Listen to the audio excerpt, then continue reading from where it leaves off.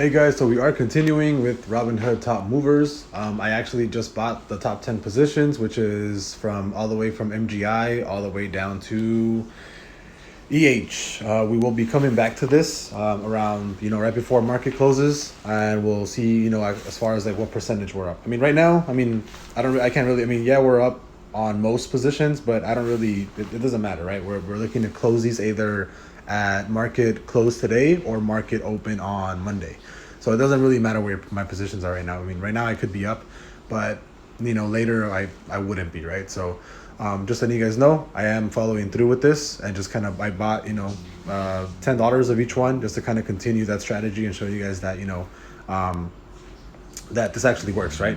So when I am currently swing trading trade desk. When that swing trade goes through, I will be cashing out about $600 if it actually goes through, and then hopefully I'll have like an extra 6 or 7K to kind of throw into this, and then I'll show you guys that I'm not exactly scared of throwing bigger money, right? So I'll open up these positions to like $100 each position, or $500 each position. Like, it's completely fine. Like, I don't care, right? So we'll move along forward, right? So just letting you guys know that currently doing it right now, and we'll see what happens.